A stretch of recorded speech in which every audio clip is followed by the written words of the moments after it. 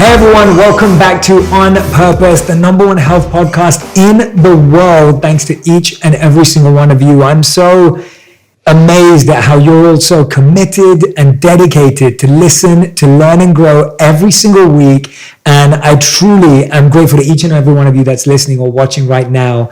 And today my heart is filled, literally filled with gratitude, with joy, with a deep sense of appreciation, because I'm getting to have a conversation with someone who I have admired and respected from afar for so much of my life. And within the last year, I'm honored, genuinely honored and privileged to call a dear, dear friend. And even though we've only known each other for maybe about a year now, I feel like I've known her for lifetimes. And I mean that literally. I feel like I've known her forever. And today's guest, as you know already, is none other than Jada Pinkett Smith. She's an incredible actress, producer, creator, musician, mother, philanthropist, and so much more. She's the host of the number one show on Facebook, as we all know it. It's been nominated for tons of awards, Red Table Talk, where they dive into this table of purification, this table of transparency, as she calls it, and shed light on these tough topics that we never get to speak about. And she's one of these people that from the moment you meet her, her whole energy will just captivate you and embrace you. Like you'll feel this big hug. And I felt that way from the moment I met Jada. And I'm so grateful that today she's on Purpose. Jada, thank you for being here. Jay, don't bring me to tears. I meant to. I send you these long, like deep messages every time we exchange because it's just who I am. I can't not tell you how much I've loved you from afar for so long. And now to be a friend and to call you family and someone that since I've met, I feel like I've known him like for lifetimes. It does feel that way. And you've been so instrumental in my growth. And, you know, we just really vibe in some places that you can't really share with everybody, you know, just where you're willing to walk with me on my spiritual path. And I just appreciate you for that. You and your beautiful wife. Yes, you know? Yeah. I wish she was here today. She's in London, so she doesn't get back till tomorrow. Got it. And so, yeah, she would have loved to see you. When I told her you were coming on today, she was very happy. Yeah, you've really, I still remember that day when you surprised her of being on the show. Oh, yeah. Because I just want to start there because so I met Jada when I was asked by Facebook to host the launch of Red Table Talk. Right. And we met behind the scenes for a few moments. And that became this conversation that connected us. Yes. And then we went on and, I mean, Red Table Talk is just phenomenal. We all love it. We're so happy you're doing it. I want to dive into that. But then we come to the show and literally that whole morning, my wife's like, what should I wear? And I'm like, you're not even going to be on camera. Like, I was just like, Jada's interview, like, I was like, I'm going on camera. You're not going on I did that whole man thing, right? And I was just like, you're not even going to be on camera. I was like, why are you worrying so much? Right. And we get there and then you're like, you know, you and your team are like, well, you should both do it. Yeah, I was like, you have to. You gotta come on. Yeah, I'm holding my head in my hand. Anyway, but you've always been so loving to both of us, and we've learned so much from you and the family. And anyway, thank you for being here. But I want to start off with talking about your childhood. Okay. Because we've talked about it a bit before as well. And I want to hear about what was so formative about your childhood into who you are today. What are the experiences that form the parts that you love, form the parts that you're working through, form the parts that you're editing. You know, let's start there. It's so funny because the components of my childhood and the experiences that I had in my childhood that have formed what I love are also the same experiences that have formed the characteristics within me that aren't so pretty, right? So I had a lot of adversity during my childhood, you know, and my mother was a heroin addict and my father was an addict, alcoholic, criminal, as he would describe himself. And so I did a lot of growing up, having to teach myself, let's say, the ways of the world were kind of thrown at me in the streets of Baltimore. You know what I mean? And I think that because I had such independence at such a young age, I really, I could really see who I was and who I wasn't, right? There were a lot of strengths I was able to acquire at a very young age, a lot of what we would call mother wit.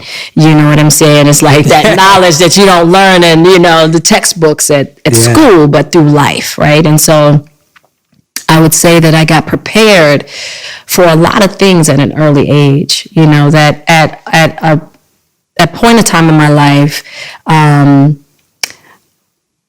didn't necessarily see it as a gift. So I went through a lot of depression in my early 20s, and just feeling like life isn't supposed to be this hard. Yeah. You know what I'm saying? Yeah, and so like, true. and I really, as life has gone on, I just realized, that's kind of what life is. And that you're not unique. Yeah. That people are suffering everywhere.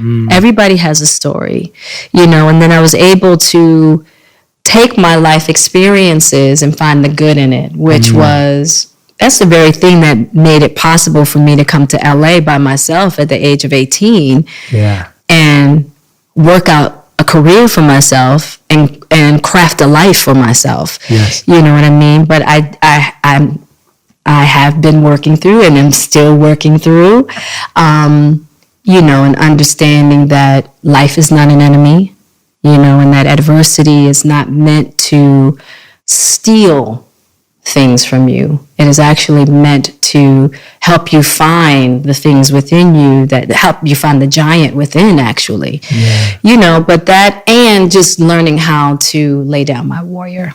Man, Jada, that's been a consistent struggle. Because as soon as I'm in trouble, as soon as I feel hurt, the first place I go to is fight.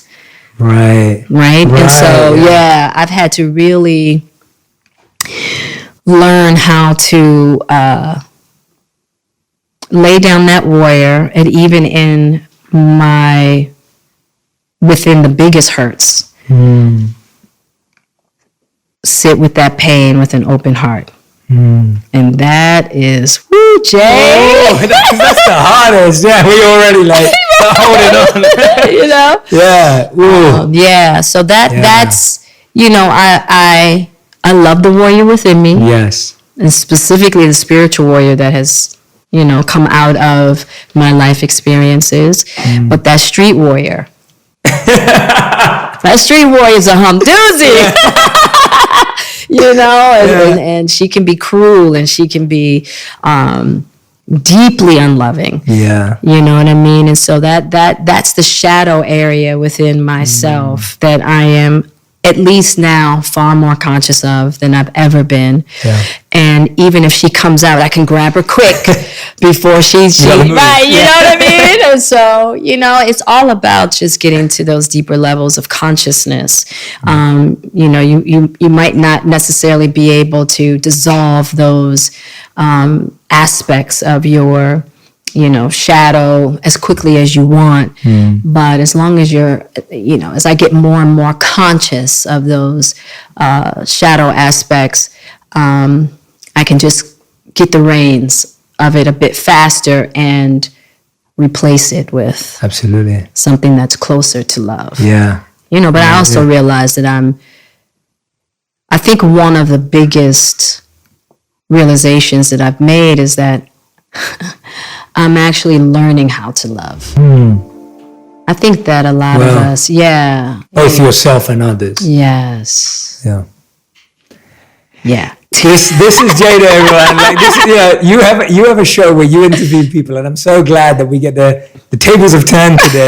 There's no table, but the tables have turned today. Yeah. And I'm so glad that we get to hear you. Like, just in 5 minutes, you've basically given us a whole thesis on how to grow in our lives. I'm so glad we get to just hear you talk. I'm just listening today. I'm like, I just want to listen because the world needs this, and it needs to hear you say, you're so kind, you're so patient with everyone else. It's like, so. Thank you, Jay. Yeah. I want to dive into, I was just saying that you're so patient when you interviewed me, or whenever I watch any of your interviews, you're such a listener. And the best quality I take away from you, Willow, and Adrian from that day was just, you three are like the best listeners. Wow, thank you. engage people in a way that makes them find stuff they didn't even know that was in them. Right. And my only hope, and I'm asking you to bless me to do this, I'm trying to do the same back for you today. You always do it though, Jay. No, but just because we're in front of cameras today. No, I'm being serious, but I mean it. I really mean it. But let's dive into what you said, because there's tons of stuff I want to from what you just said. Life is not the enemy. Yeah. Such a powerful statement. Yeah. I feel like from what you just said you went through with your mother and your father, there are people who are listening who have similar experiences. There are people who have no idea what that feels like. But all of us in our own way, like you said, feel life is the enemy at some point. Yes. How did you face that feeling that life is the enemy? How do you face that in the first instance? You've talked about the transformation, but when you first get a grip with that, how did you grapple with that? I really started coming outside of myself and looking at the world and having conversations with people about their life. And realizing I wasn't the only one that was hurting. So powerful. You know what I mean? And that mostly everybody that you'll meet is hurting at some capacity. But hurt is hurt. So everybody's trying to measure, well, you don't hurt as much as I did. You know, hurt is hurt. And so once I realized that was the thing that we had in common, you know, that, and that's not the only thing we have in common, but that's usually, you know, those trauma patterns are usually the things that we run into fiercely, that create more suffering and more conflict between people, right? And so I really started looking at that and realizing, oh, wait a minute, hold it. Okay, now you have to get out of your ego. You have to stop thinking that you're so special, that you're the only one that hurts this way. Yes. Because that's ego on the other side. I think that, you know what I mean? Yes, that's exactly it. Yeah. And I had to really confront how egotistical I was in my martyrdom. Yes, thank you. Right. Yes, we never really talk about that side of ego. We always look at the boisterous, you know, full of themselves kind of, but that other spectrum of the ego, that to me can be a bit more insidious because it's not recognized in the same way as how we identify ego. And when I came upon that one, and I mean fiercely egotistical, and oh, how I suffer, and no one suffers like me. It was like all of that. And bringing more suffering into my life in order to prove and to build on that martyrdom. Wow. And I mean, I was floored. I was floored in that discovery of myself and that face of my ego that had really taken the lead of my life. Yeah. I love the way you just put that. I think I completely agree, because the ego wants to be the most anything. So we look at the ego, like you're saying, we look at the ego as like, oh, I'm the best at this. Right. Or I'm the most accomplished. Right. But then on the flip side, what you're talking about, which is the insidious, as you said, ego, it's I'm the most pained. Yes. I'm the most hurt. I've had the most wrong done to me. Yes. And so exactly, it's that ego just pushing it aside. And unfortunately, like you said, because we don't think of that as ego. Right. We actually, and what you said, which really just blew my mind now, you're like, actually, we go and collect more pain to prove that we are the most pained. That was my life. That's crazy. And you put it, that's exactly what it is. Crazy. I didn't mean to say about you. I'm not saying about you. I'm saying about myself. No, crazy. You can call me crazy any day, Jay, because it's, you know, it is a level of insanity. Yeah. And I had to really look at that. Yeah, me too. You know, and I had to make a lot of changes in my life and have the courage to make those changes. Yeah. Because, you know, more than anybody, it's not easy to grapple with those ideas and energies within. Absolutely. Yeah. And that's beautiful. The second thing that really stood out when you were sharing the earlier notes with us, when you said you had to lay down the warrior, and when you say that, what I hear so many people thinking like they're fighting for justice. Yeah. Or they're fighting for justice for themselves. We're fighting for what we think is right. We're fighting for what we believe is right. And then when you say I had to lay down that warrior that always wants to fight and get going, and that sounds like a very tough thing to do. Again, because everything about you when you're fighting feels like you're doing what's right. Like I hear that so often where people are like, but I know I'm right and I know they're wrong. And it's like, we're like, it's so factual in our head. Yeah. But you're actually talking about actually laying down the warrior is giving you more peace. Yes. So tell us about that process. Yeah. And it's not even, let me tell you what's deep about that inner warrior when it comes to specifically dealing with relationships that are close to you.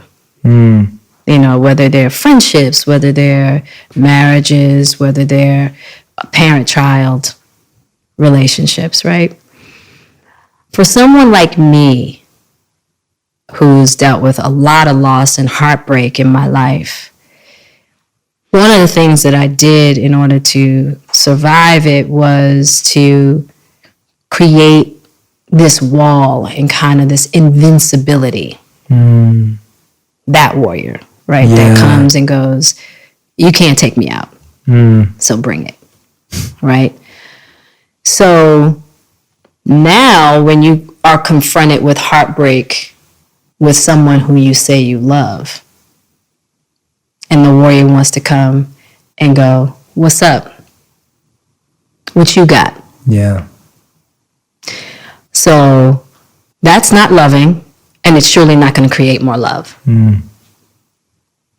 But it's been the defense mechanism that's protected me from the wolves, the bears on the street. Yeah. Where I grew up, you weren't allowed to be open and loving. Right? Yeah. You know, it's like, that'll get you killed, basically. Yeah. What you had to be was sly, slick. You know what I'm saying? You had to have one up on everybody else. Right? And so Such a tough way to it do it. is. And you definitely, you know, you also have to, in order to protect yourself in the war zones that I grew up in, it's like, you know, there's a little killer that's inside of you. You know what I'm saying? Yeah. And so all of these aspects of my personality that have been nurtured, and even coming out to LA at a young age and dealing with all these what I call pseudo wolves. They're not even there. I'm like, I please, right? But yet and still having to have that killer instinct on point, you know, and that's kind of where Will and I connected. Yeah. That inner killer. Yeah. You know what I'm saying? It's like, we know how to fight. Yeah. You know what I mean? And so, so then when it's time for he and I to actually have some openness, right? Because of what we've nurtured. Yeah. And I have a lot of people around me that I have relationships with that come from those kind of backgrounds, environments. And it makes it very difficult to get to loving, kind, compassionate, gentle spaces within and without, right? And so even learning to have that, because that killer instinct will turn on you. And that's what you don't realize. It's like you think you're protecting yourself from other people and from the world, but at the end of the day, you're shutting yourself from yourself. Wow. Right? Yeah. And to the point you don't know, you're not even connected to your soul, your heart, your like. And when I had to wake up and out of that fog of how I had been operating, and my heart and spirit weren't actually in the lead. Oh, that is such a hard confront. Yeah. When you have to look at the things within yourself that don't confirm who you thought you were. Yeah. And then you have to look at how it's affected people you actually care about. But that's the work. Yeah. That's the work. But it's beautiful that you could see it and separate it. Yeah. Because I think half the time the challenge is people just see it as them. It's not. Right? Like that feeling of like, I am just this. And like, if you had just accepted, you're like, oh, I'm just Baltimore. I'm just street. this is just who I am. Yeah, no. And I can't change it because it's who my conditioning is. But that's what I'm saying. Like, it takes such a moment to be able to separate and go, wait a minute, I can either lead from the heart, I can lead from this, or I can be led by whatever it is, right? Yeah. Like the opposite. I think it was really I guess when I turned 40, I really got serious about my spiritual practices and my spiritual connection. I always knew that there was a power higher than me, but I wasn't connected. Mm-hmm.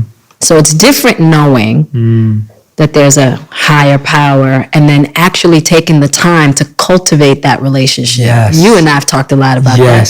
Yes. And once I started really cultivating, and that takes such a discipline and such a deep trust, right? Cultivating that relationship with that higher source, and started to realize the beauty and the depth of love that's in that source. I said, well, this is what I am. Yeah. Because this is what I'm made from. Yes. All this other stuff has been acquired. Wow. Yeah, this is actually where I'm from. Right. This is it. But I think I'm from this. But I think that I'm of Baltimore. No. I'm of the source. Yeah. Right? Yeah. And so I've been stepping towards, shedding all the ideas of what I believe that I am. So it's just been a lot of ego death. It's a constant ego death. I feel like every day, some aspect of myself is dying. And that I completely understand, why some people just choose not to do it. Yeah, because it's almost like a part of you mourns every time even a bad part dies, right? Because they're good friends. Yeah, exactly. Believe it or not. Yeah, exactly. They feel close. Yes. They feel close because it's been a part of you for 10, 20, 30, 40 years, whatever it is. And so every time it dies, you feel like you've lost a part of who you are. Yes. But we're saying that it's not really you. Yeah. So it's almost like you have to send off those aspects of yourself with, and one of the things that I've learned, you gotta love those shadows. You gotta love them. They might, it's like,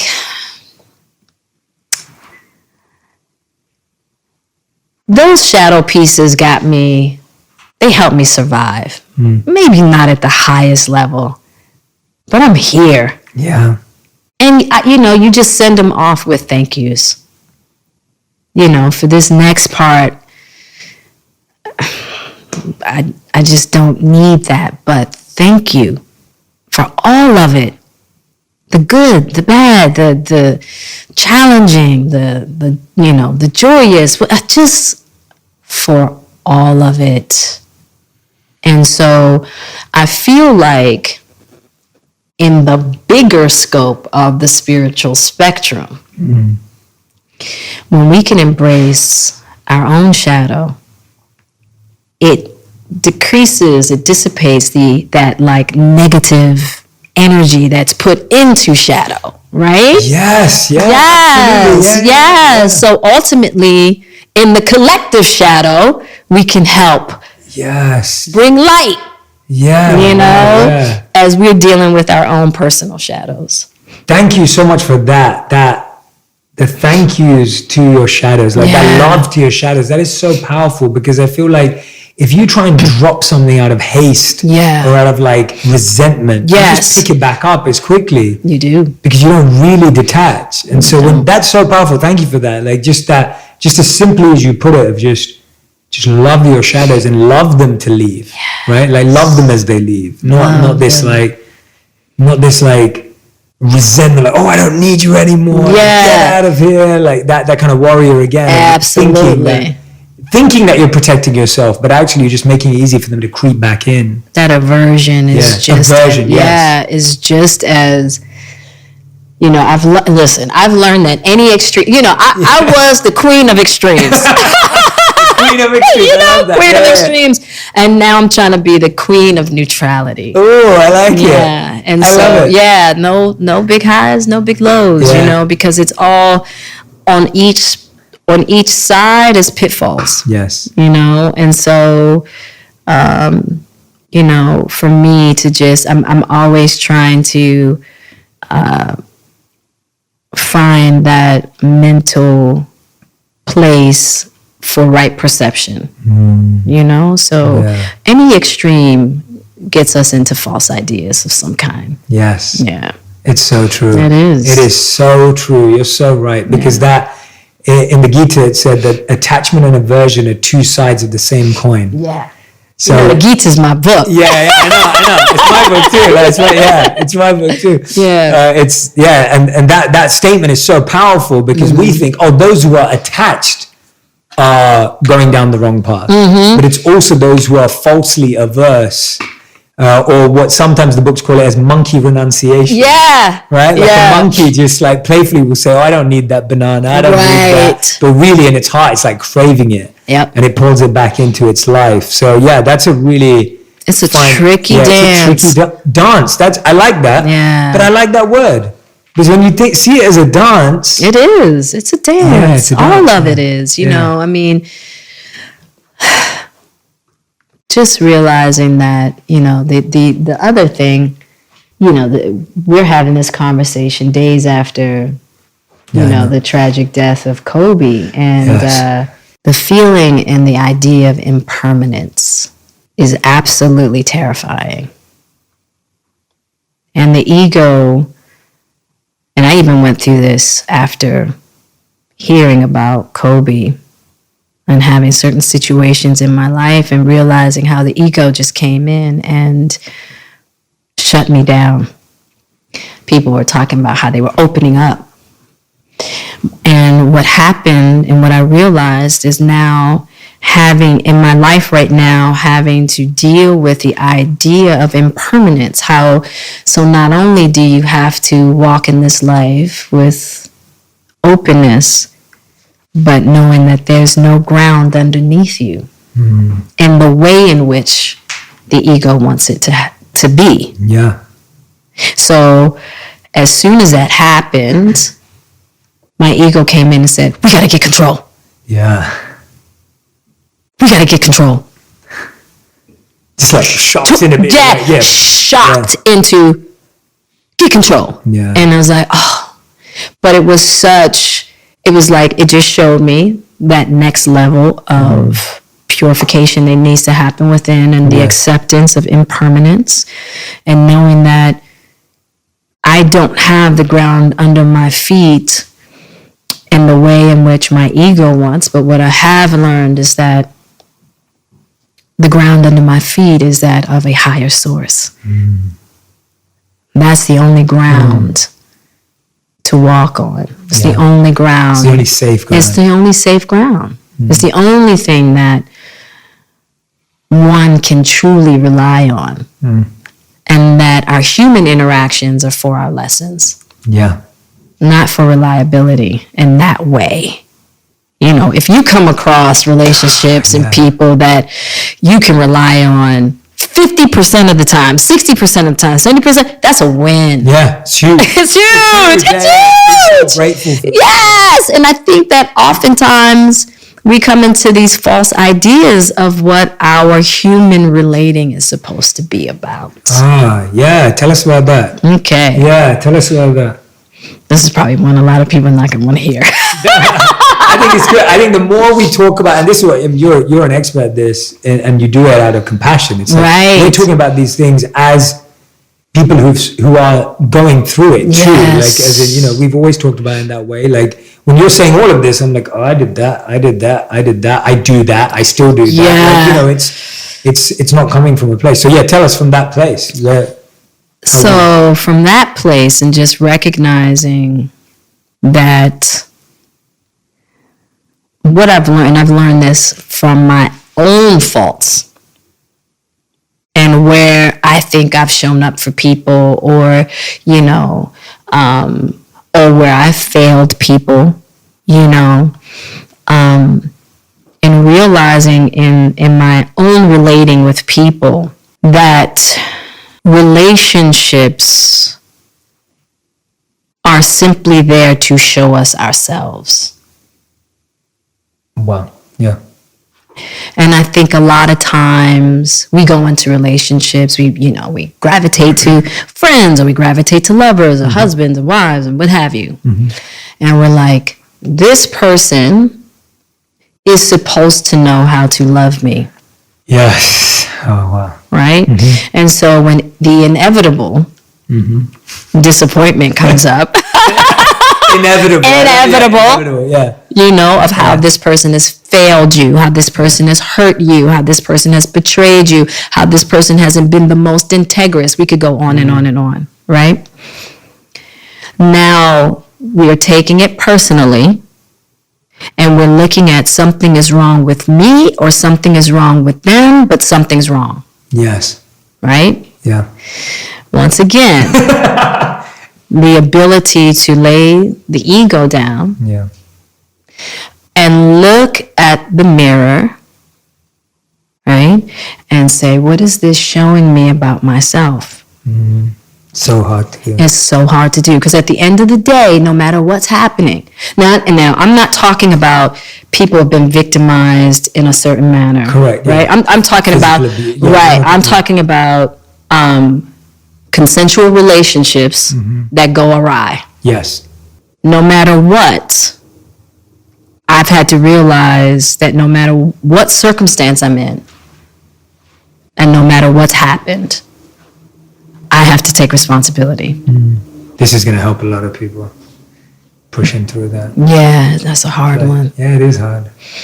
And I guess it's even harder when you have kids. I think one of the most difficult aspects in my history of relating,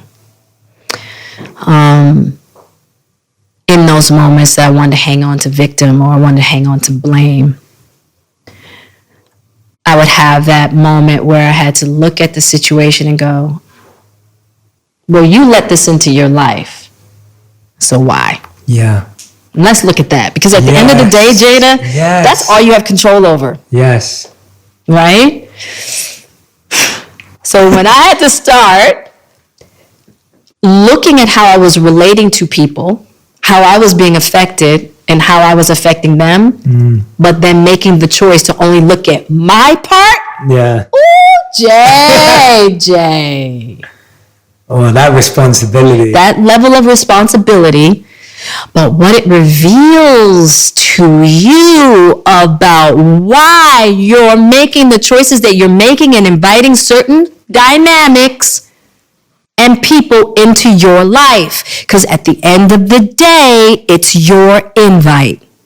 Wow, yes. It's you invited them into your life. You invited it. You chose it. So now you have to look at the why. Because that same saying of nobody can do to you what you don't allow. Yes, absolutely. Well, when I tell you that's a painful one to have to, because first of all, it goes against everything we've been taught about what love is supposed to look like, what romantic love is, right? Yeah. It's like, I don't need to look at me. No. He's the one that went out and did that. Yeah. Yeah, but she chose him, so let's talk about it. So well put. Yeah. It's your invite. It's your invite. It's like if someone comes to a party at your house. Right. And you didn't like how they behaved. You could be upset with them, or you could be like, but I sent them the invite, right? Like, that's why I love the word invite. Because it's that same thing, but you've got to look at the fact, I invited them. I'm the one who told them to come. Right. And maybe in the back of your head, you even knew that they would probably do something like that, but you still invited them. Yep. Whether it was an obligation, expectation, whether it was lust, whatever it was. That. Yes. And that part, when you have to really look at is like, oh, I invited this person in because of blah, blah, blah, blah, blah. And then when you look at why they were invited in the first place, then you realize why the circumstance is what it is. But I realized in my own life, if I wasn't willing to take responsibility for that, my life would not change. 100%. And we stay stuck in certain patterns when we're not willing to look at ourselves. Yeah. Yeah. It's a hurt piece. Yeah, that is the best way I've ever heard it being put.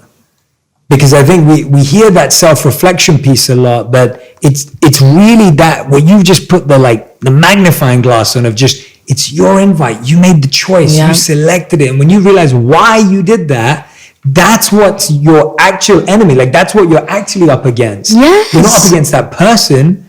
You're up against this conditioning or habit or pattern. Yes. That is making you choose that type of a person in your life. And it's never the person. That's the thing I realized. Yeah. It's always me. Yeah. It's always me. And I can make a choice. And what I realize is that that's self-love.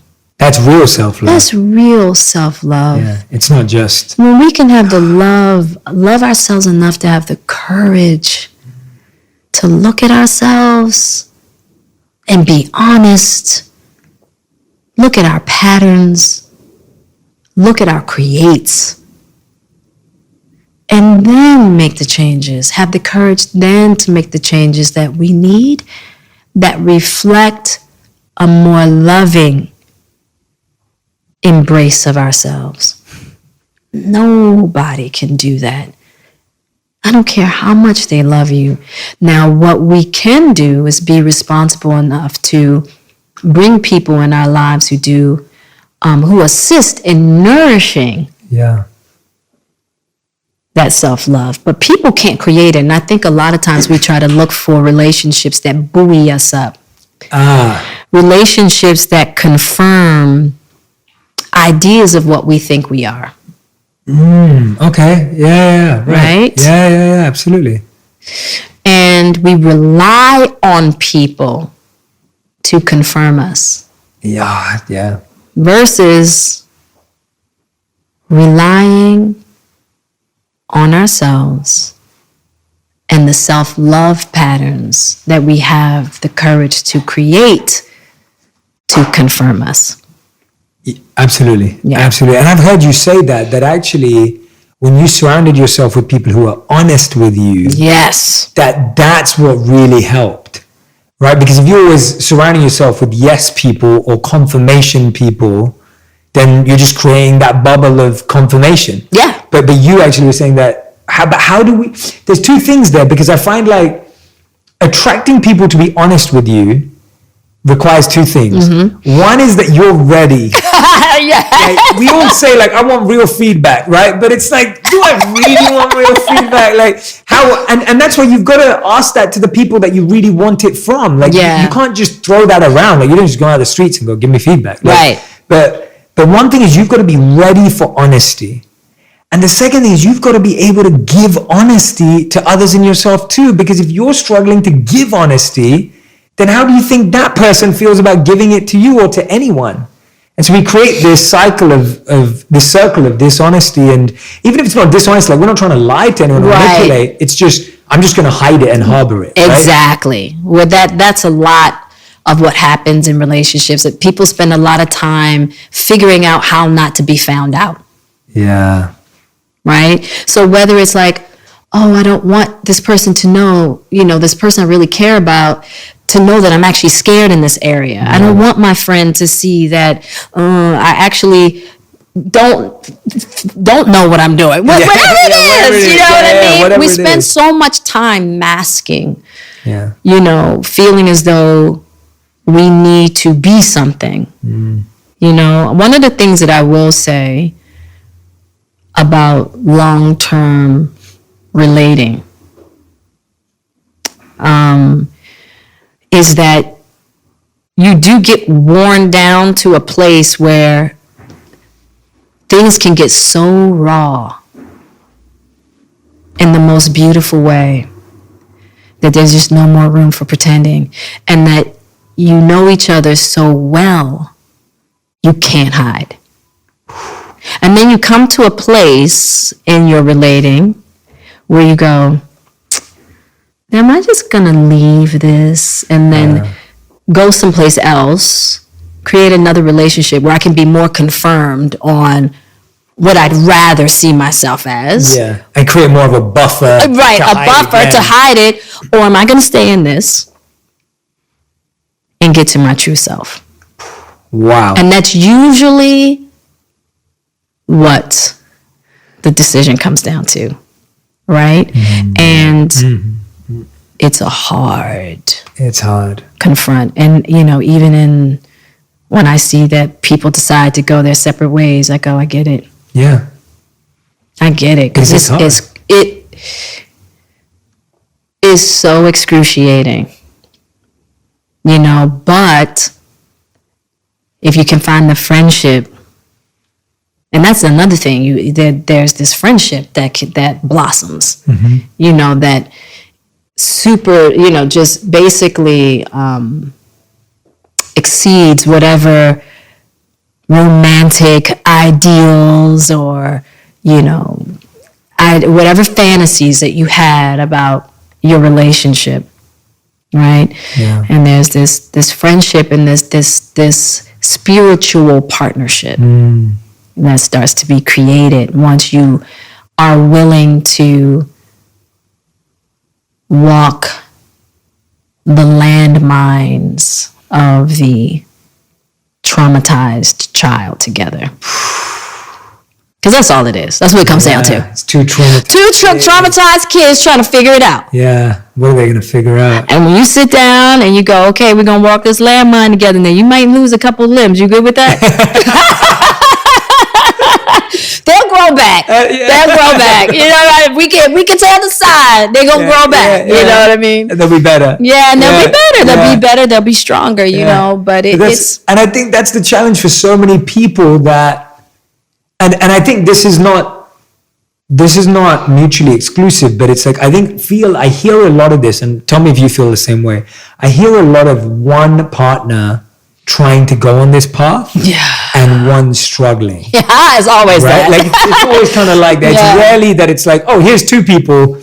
And you know, with me and Radhi, it was very much like we did some processing together, but we also did a lot of processing separately. Have to. And I wasn't even conscious that she was doing it. Right. Like I didn't even know. Like if I'm completely honest, I'm like, there were times when we were just distant and working on stuff independently. Yeah. And then when we both figured out our own time, we came back in our own timing and continue to push forward.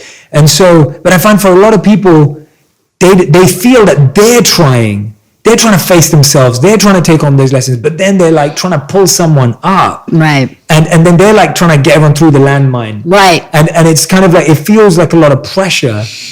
That sounds like a hard place to be. What's your thoughts on that? Like, what have been your realization? I'm not looking for a solution. Right. But it's like, what's been your reflection or realization, seeing people go through that, hearing that, and wanting to support and help them too? I would say that in relationships and when it comes to growth, it's that seesaw. There are times when, you know, sometimes your partner is going to have to pull you. Yes. Sometimes you're going to have to pull your partner. Sometimes you do have to go your separate ways and figure out a whole lot of things. Because the first thing you have to figure out is who you want to be.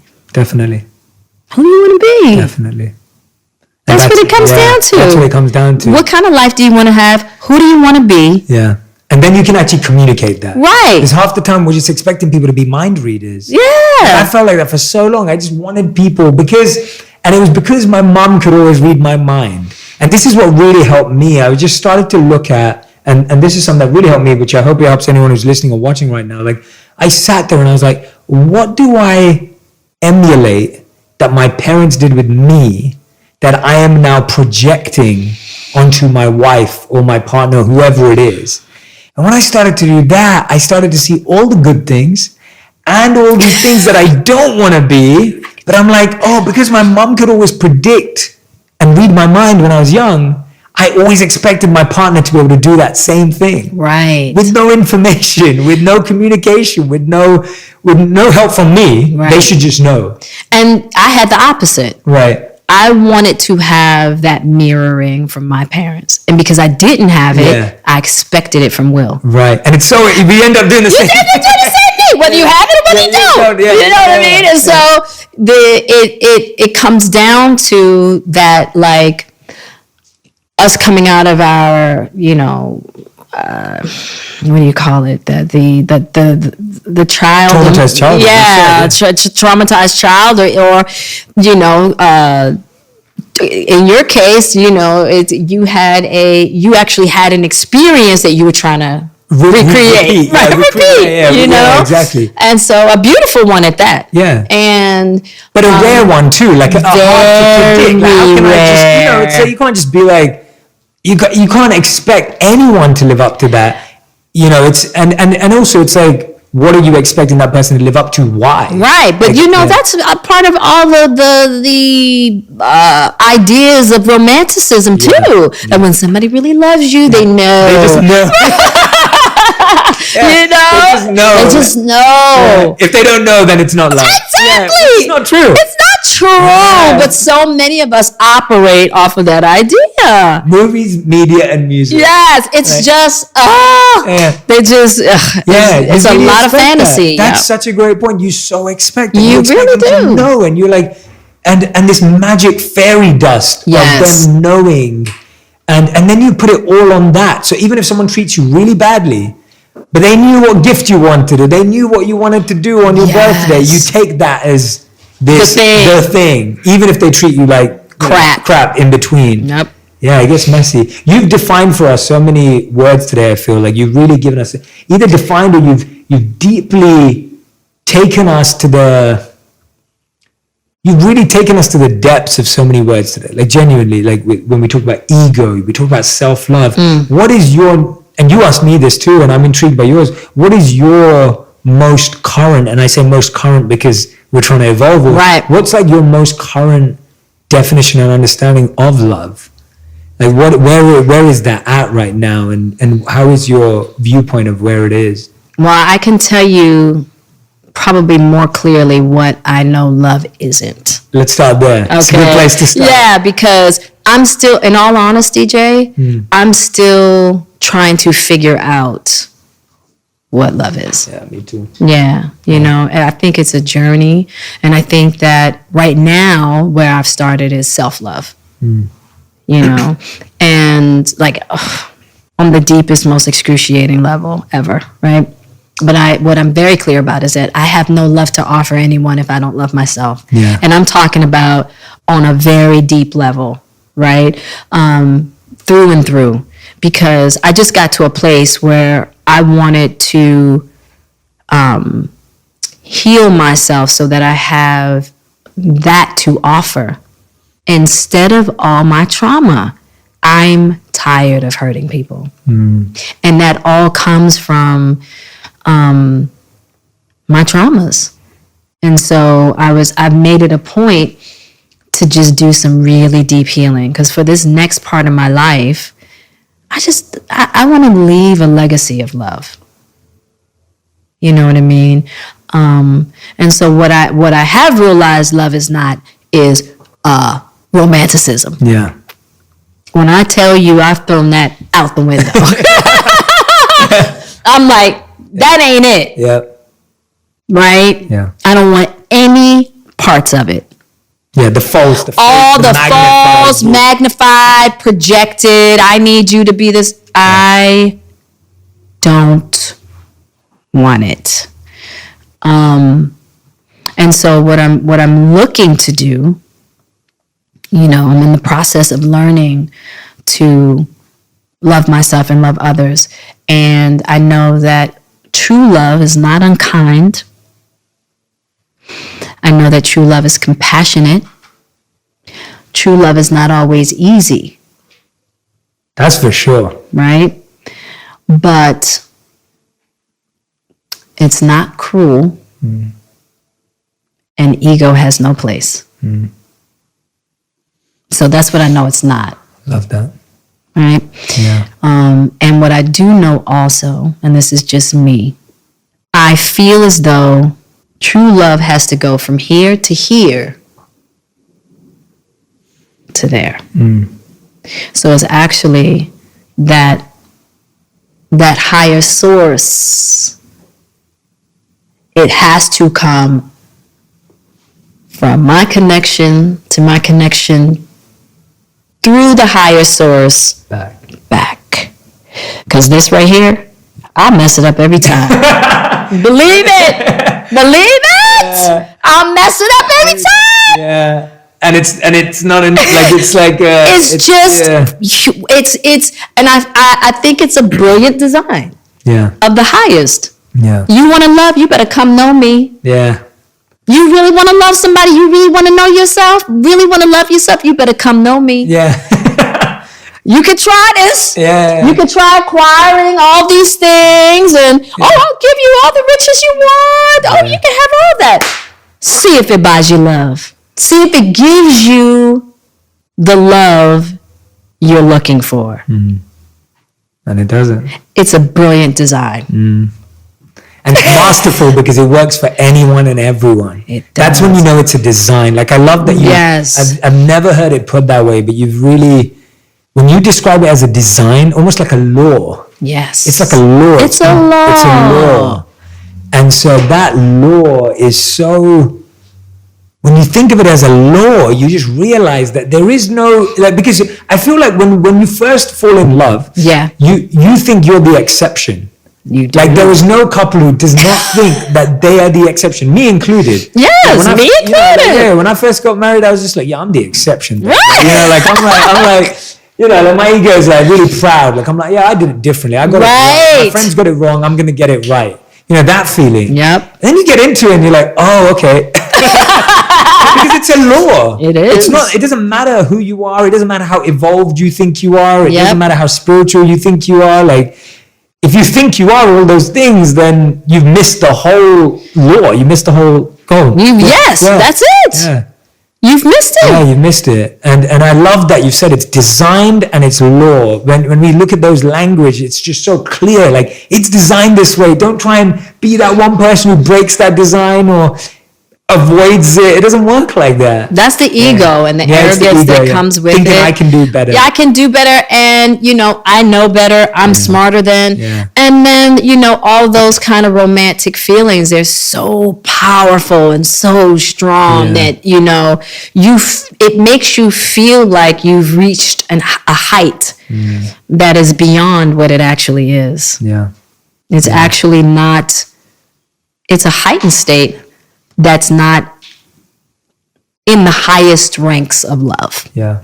It's actually in a pretty low rank. Once you really get into it, And how have you changed that imagery? Because I feel like with you and, recently you were in Vietnam. Right. I know that you travel spiritually. I know we want to go to India together. Yes. Like, you've started crafting your life in a way where your imagery is changing. What I mean by that is when we hear the word love, we have a mental picture based on movies, media, and music. When you think of romance, you have a mental picture on what it looks like because of movies, media, and music. Like, we have these mental pictures, but you've been changing where you visit, what you read, who you spend time. Like, it's not just like you're not just thinking about this stuff. No. My point is that you're making a real effort to travel, but also travel internally with books, with listening, with teachers, whatever it may be, to go there. It's not just like you can't just start thinking this and then it happens, if that makes sense. Yeah.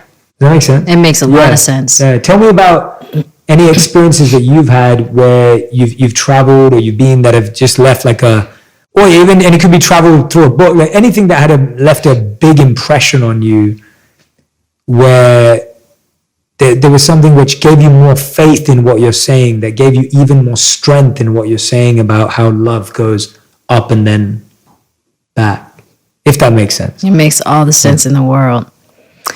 And I would say my deepest travel has been in my bedroom in meditation. meditation, people think about it in really lofty terms, right? So I'm going to take meditation out for a minute and just say, in my bedroom in stillness. Love it. Because if you can just be still, right? And in stillness is where I learned to have a very intimate relationship with myself and a very intimate relationship with the higher source, right? In those moments when I'm in a deep, painful struggle and I have to sit in the fire of that pain and I have to look at what's coming up, why it's coming up, and just have the patience to sit with myself. And eventually, that higher source comes in with an embrace of some kind that helps me understand why I am where I am and helps me see what I need to change within, whatever trauma pattern within that I need to change in order to dissolve a cycle that I'm in, a cycle that I'm trying to get out of, or a pain that I'm in. Yeah. Usually when I realize if I'm in an enormous amount of pain of some kind, then I have a false belief.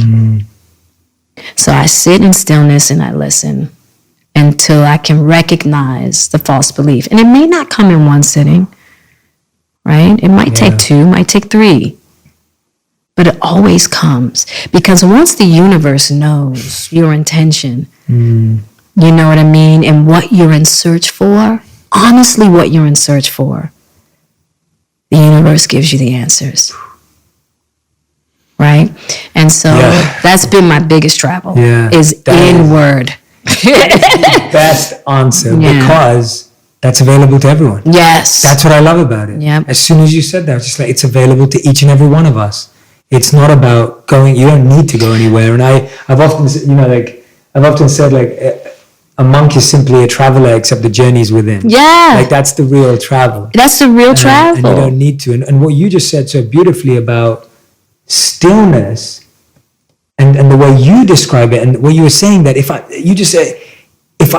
I'm experiencing any pain, it's because of a belief. Yes. Right? It's because of a belief that I have. And that's so powerful. Like that is so profound. And when you went a step further, it's like, it has to be what you said about intention with the universe. It has to be a request, not a demand. Usually our question to the universe is not a question, it's rhetorical. It's like, why is this happening to me? Right. That's not stillness. That's not what you're saying. It's you're not, when you're sitting there and you're just like, why is this happening to me? What's going on? Like, why am I, like, that's not stillness. That's not a question. A question is like, where's this pain coming from? Yes. Why? Why does this belief show exist? Show me. I'm always, yes. Someone I was speaking to the other day, they called it an innocent request. Like, it has to have that intention of that innocent request. Yeah. Please tell me. Like, just exactly. It's not like, tell me. No, it's got to be now. Because that's that energy that closes us. It has to be the thing that I've realized in my journey is surrender. So true. Right? And I'm only at a very elementary level of surrender, and trying to get to I'm every day, Jay, I'm trying to deepen my bow, to my heart, to the heart of others, to the highest, just trying to find those levels of surrender to bring me the peace and the love within that I can share with others, And I think for me too, I've learned that love is not red, it's blue. Love is really cool. It's all fiery and passionate, It's like you can have moments of that, right? You have moments of that. But if you expect your foundation,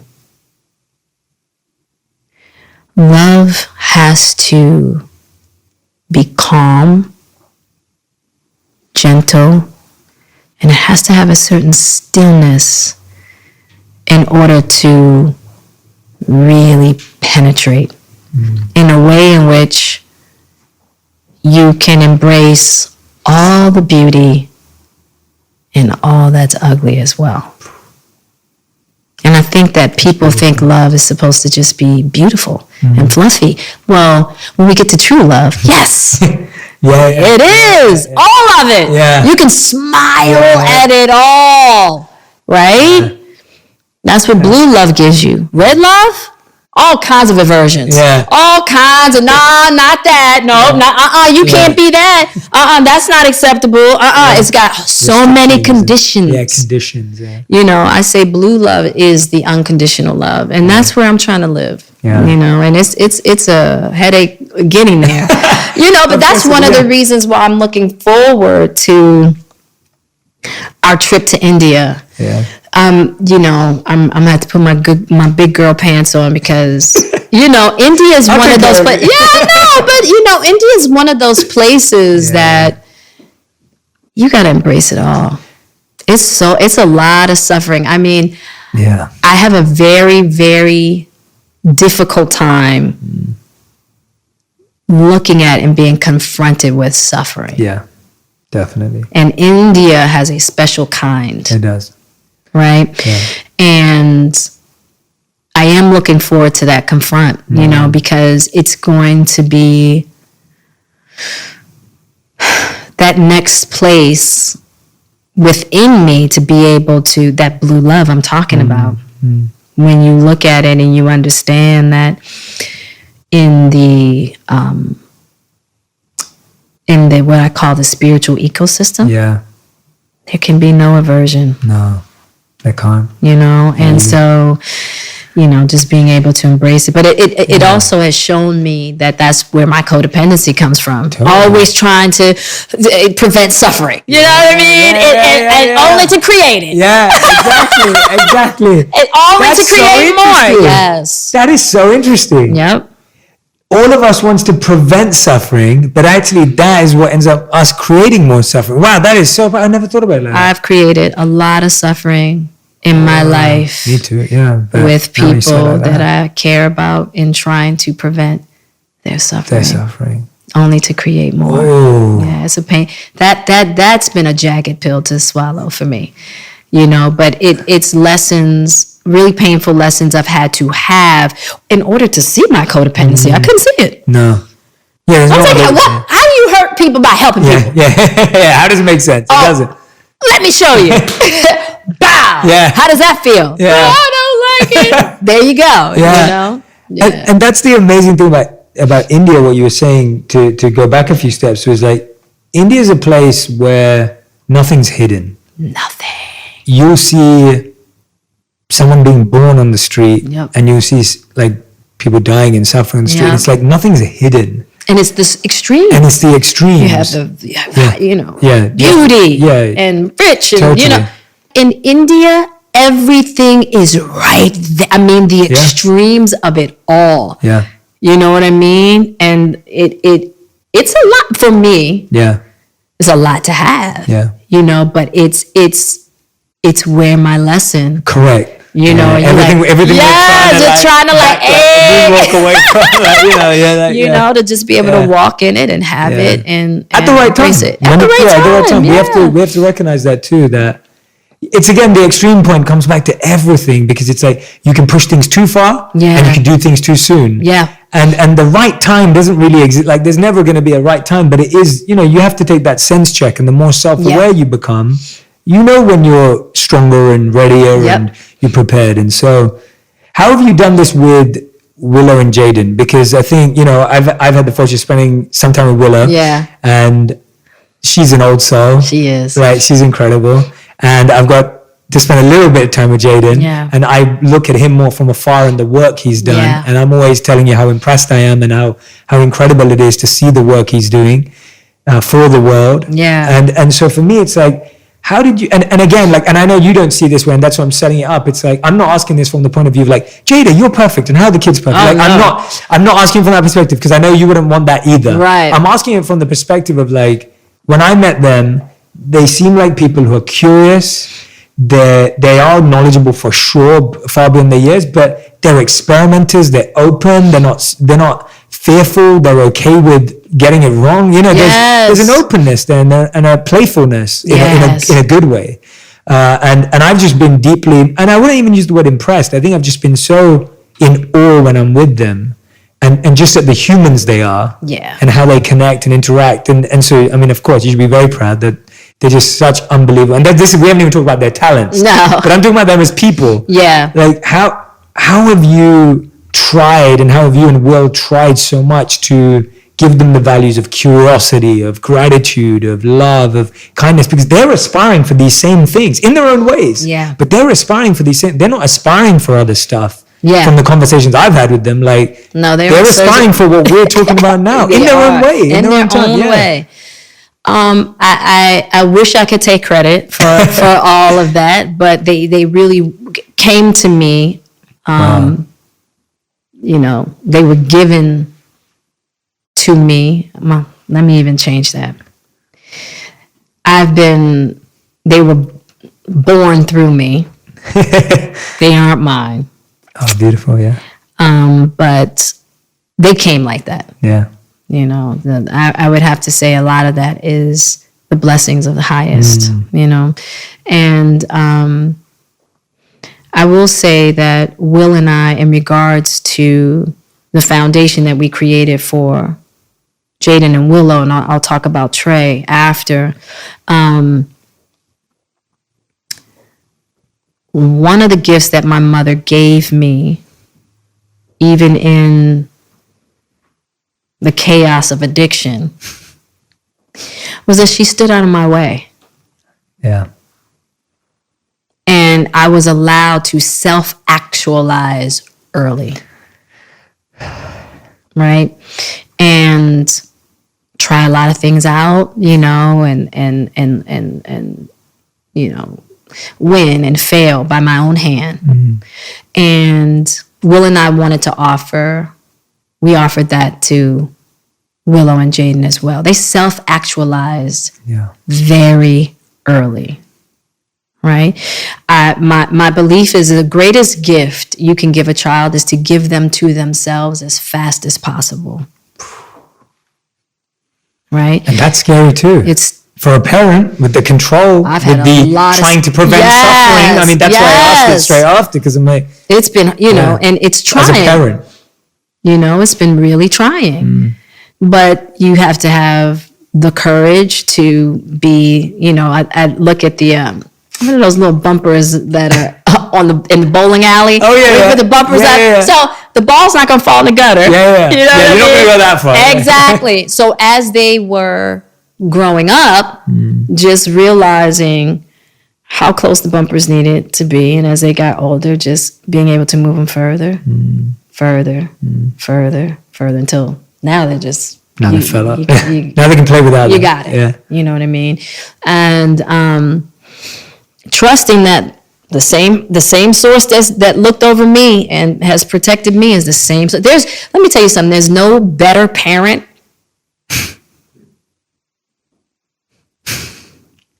And I got that firsthand. Yeah. So I because of my experience, because I was really parented by when I didn't even know it. Yeah. When I think back on my childhood and the kind of crap I was into, how many times, how many situations I put myself in that would have, me being here is a miracle. And I'm not just saying that to be like on some whatever, right? Yeah. That's real talk. That goes for Will and I both, right? And so when I started to look at my life in that way and how I've been protected and the harsh lessons I had been given, I was like, well, the source is a far better parent than I ever could be. Let me just fall back and just, you know, we gonna put put these bumpers up and just witness, you know. And the great thing is that when things get real for them, they call us. Yeah, of course. And they ask. Of course. But they have that friendship with you. They have a friendship with us both and a real trust. Yeah. A real trust that I'm so grateful for. And I think it's because I never really treated my kids like children. I didn't even know how to do that because that's not how I was raised. Yeah. You know, I just didn't. Yeah. I didn't relate to them like that because I wasn't related to like that. You know what I'm saying? Like, my father at 7 told me, hey, listen, I'm an addict, I'm an alcoholic, and I'm a criminal. I can't be your dad. Wow. At 7, right? And so I had a lot of respect for that. Because I was like, okay, I know what it, thank you. At 7. At 7. I was like, oh, okay. Okay, cool. It wasn't like, oh, I can't have my dad, right? It was like, I know where you're at. I know where He's verbalized it. He verbalized it. He didn't play no games. And till today, that's how I am. If you could just be straight up with me, we're good. That's amazing. You know what I mean? And so I did not play games with my kids. I didn't really know how to be a kid parent. Yeah. You didn't test them. I didn't, it wasn't like, it was just like, hey, listen, we in this together. Yeah. Mommy's going to make some mistakes. You know what I'm saying? Yeah. So what's popping? What's going on with you? Yeah. You know what I mean? It's like, and I just kept them at my hip. They went where I went. They were just at my hip constantly, but I didn't do I wasn't the soccer mom. I wasn't like I was like, look, Mom's got a gig in Australia. We're all packing up and going to Australia for a year, and you rolling with me. Yeah. You're going to be on set with me. You know what I mean? And you just at mommy's hip. They just, when I went on tour doing my metal music, hey, mommy's going on tour. Yeah. We about to be doing some metal stuff. Yeah. Wicked wisdom. Wicked wisdom.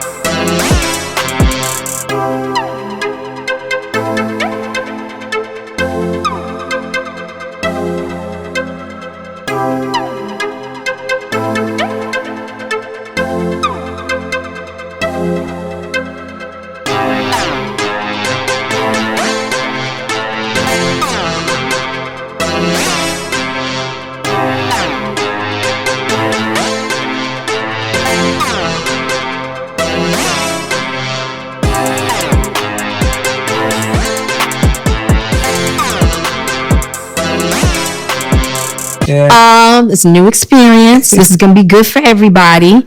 You rolling with me. So, and just living life together. Yeah. And allowing them to experience and express and make decisions about their lives at very early ages. Even like Jaden's always been a night owl. Could never get him to go to sleep you still can't. Yeah. He would never lay down until I did. And as he got older and, he'd be working or he had school or what have you, I wasn't going to fight him about going to bed at a particular time. I just wasn't. We would negotiate how long he could play video games, I remember those conversations. Yeah, but I would go, so, I said, I want you to pay attention to your level of energy throughout the day, with you going, you go to bed whenever you want, but you have to be responsible for that. Yeah. So he would go to bed and then, figure out his bedtime. Totally. Right? So it'd be even just little things like that at like 8, 7 years old. Or if there was a violation, not asking them, what do you think we should do about it? If you were the parent in this situation, how would you handle? I like that question. That's a great question. I told you off the video games at 8, you tried to be slick and you played till 9. Yeah. You violated our agreement. What would you do in my position? Oh, Mommy, I think I'd probably tell my kid they couldn't play video games for 2 weeks. He just put himself into it. That works for me. Yeah. Does that work for you? Yeah. I said, okay, are we in agreement? No video games for 2 weeks? Yeah. Yeah. So also, instead of me putting boundaries in on them, teaching them how to do it for themselves. Oh, wow. I love Which that. I think is a big one. That's huge. I mean, as an adult, Yeah. most of us don't know how to put boundaries on ourselves. And not trying to put shame on mistakes. Yeah. That was another big one. I hated feeling like I had to have some kind of shame on mistakes I made as a child. Yeah. And so I always told my kids, like, tell me the truth and we're going to work it out. Yeah. And we always did. So I never had to punish in a certain way. It was just like, we're going to talk about this, and then I want you to tell me what boundaries you would put on yourself. Yeah. In an honest way. That's such a powerful way. Yeah. There's so much self-development and self-growth in that for them already. Yeah. I mean, I look at my parenting, and my parents were always, how I describe them, with me at least, like, until 14, there was a lot of pressure. There was a lot of, what's the right word? There was a lot of constraints Right. on like I was meant to be. And then when I turned 14, for whatever reason, I started to rebel and get stuff wrong and make my own mistakes and fight for my independence. Right. And from that day on, my parents started to slowly back away and be supportive from a distance. Yeah. And that's what my parents have been since that day. But that's because my parents were waiting for me to be able to tell them that, hey, look, I'm ready now. Yes. I don't really want you to be that for me anymore. Yeah. And I want to make my own decisions. And so when people talk about like, how is it becoming a monk or like doing this, it's like, actually it wasn't that hard because my parents were just supportive from a distance. They've never really tried to make my choices for me after 14. Up until that point, they were very involved. Yeah. And then when they saw that, oh, he's not going to listen, like he's not, they're going to let me. And so it's interesting but I love what you're saying, this about self-boundaries, self-discipline, because that's what it is. It's called self-discipline. It's self-discipline. Yet the only way you're disciplined is by someone else. Exactly. In your life growing up. So you never know what self-discipline means. You've actually helped your children learn self-discipline. Absolutely. That's huge. That's huge. You talk about at 14, your parents backing off. Yeah. Jaden at 15 made a request to leave the house. Yeah. That was one of the most excruciating decisions I made in my life, was letting him leave. Yeah. But I knew he needed it. Yes. I knew, and I told Will, I said, we'll be lucky to keep him in this house till he's 16. I knew that when he was 3. Yeah. You know what I'm saying? And so at 15, and very respectfully was like, it's time for me to go. I need to go out here and feel the rain. And I knew he was right. And I had to let him go at 15. Yeah. And that's always hard for a parent. I don't know what that feels like. Yeah. Best decision I ever made. Yeah, still, yeah. I always knew that. I mean, I was in the rain at 12. Yeah. And I was like, if he can't survive the rain in Calabasas at 15, I was surviving the rain at 12 in Baltimore. Yeah. You know what I mean? Yeah, and so I I also love that I had the experiences that I had and the extremes that I had, because I have been willing to allow my kids to engage in life in a certain manner without being utterly fearful. Yeah. Like some parents, like people say to me all the time, you let him go at 15? Like, yeah.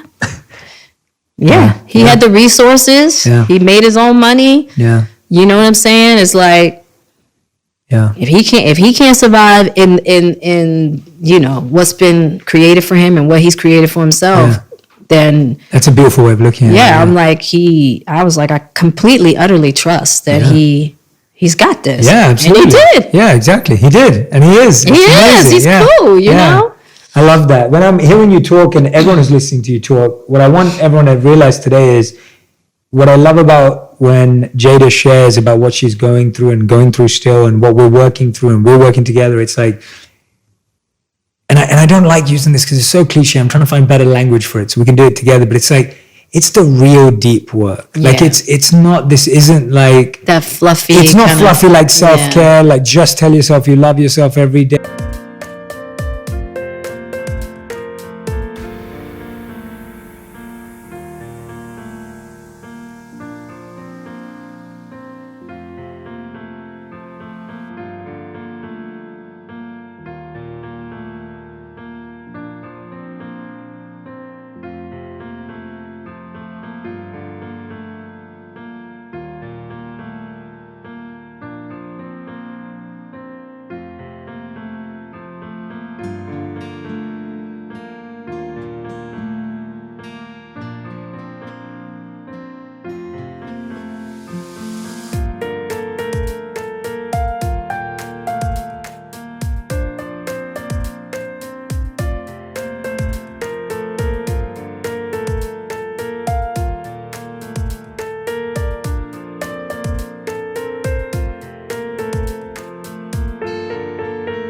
okay? Like, it's not that. Like, please do not. When Jada talks about self-care, if you've listened to this episode, you know it's not that. Like, this isn't just the, like, be nice to yourself. Like, being nice to yourself means looking at all your demons and your and the pains and the like. That's what it really means to be nice to yourself. Like, if you're being nice to this room, you clean it. Clearly, you go into every corner. Right. You don't just say, "Oh, you're a beautiful room." You clean it and you purify it in every place. And when you talk about Red Table Talk as the table of purification, and the table of transparency, for me, it's like what I see you doing is everything you're doing, even Hala. You know, and so all the work that you're doing now is like, it feels like you have infused all of what you've learned and grown in, and you're now trying to share it through your work. Yeah. No, but beautifully sharing it. Like, the conversations you've had at the table, how like all the work you're doing now, it's just completely infused with purpose and with a desire to help, but not preach. You're not preaching. I can't preach. You can. You can preach. You can preach. I can't you do can that. definitely preach, but you're not doing it in that way. You're doing the most compassionate kind. I've only ever met this Jada. Right. So it's like, for me, when I'm looking at you, I am so, and that's what's always. And I said this to you, and I said it to Will when we're together. I was like, what you both do with your platform and the growth you've had and the incredible careers you have, but the fact that your heart is doing this, like, to me, that's what excites me so much. Like, that's what gives me so much faith and hope and like just so much like vigor to even do what I do. Right. When I see both of you do it, and I'm like, despite everything, you could do anything you wanted right now. You could do anything, and you know that you could do anything. You don't have to do anything, but you want to do this. Yeah. And that just shows how important it is. Yeah, I feel like, I just feel like the more that we can share about our journeys, it's like, because we're all journeying, at some capacity. And so it's just like, I know that in my life, when people had the courage to really talk to me, and I'm saying really talk to me, it helped change the trajectory of my life with a conversation. But it has to come from real places and experience. Clarissa Pinkola has this saying, the well-written upon woman, right? And I look at people in that way. It's like people sometimes are so shameful or feel so ashamed about experiences that they've had or things that they've done or pitfalls. And I always say you have nothing to share if you haven't been through something. Yeah, totally. You know what I mean? It'd be such a boring story. Yeah, and it's like, that's where we get the real deep lessons, And I had a friend of mine who's going through a really bad divorce, and I was telling her, I was like, man, just know this. There are some really powerful blessings on the other side of pain. Yeah. I promise you. Yeah. If we're willing to embrace the experience in that way. Absolutely. So amazing. Thank you, Jada. Thank you, Jada. You're an amazing interviewer. Is there anything that I have not asked you that you wish I did? No. And you're like, Jay, if I was sitting in your because you're an amazing host, an amazing interviewer. Yeah, so this has been great. No, thank you. It's always so great talking to you. My conversations with you are by far some of my favorite conversations that we've had, and we've talked for hours. We have. We can go. That's for sure. So we end every interview, the final 5. Yep. And these are rapid fire questions. Okay. So you have to answer in one word or one sentence maximum. Okay. So we're going to find this hard. Okay. Because we can talk. And I also will go off on a tangent. So these are your final 5. Okay. What's something you once took for granted that you value now? People. Beautiful. What's the one question you ask yourself the most? Probably would be, who are you? Yeah. Beautiful. Okay. Question number 3. What's the best advice you've ever received or read or heard or been given? Laugh now because you're going to laugh later. Oh, okay. Ruby D. Nice. I like it. Okay. Question number 4. The worst advice you've ever received. You're like this. The worst advice I've ever received is from myself. That's how humble you are. That's beautiful. Anything that you say to yourself. It's like I've given myself some of the worst advice. Jesus. Just like go in here and show them, who's boss. Whatever. All that, it's just the worst advice.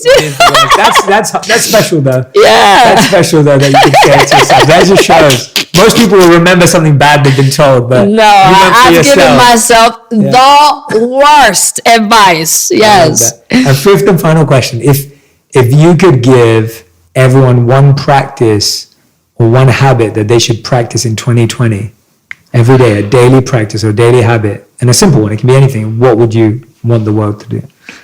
Stillness. Any amount of stillness you can give yourself, whether it's 5 minutes, whether it's 3 hours. Go someplace, be quiet. Turn your phone off, turn off everything, and just sit in stillness so you can hear yourself, right?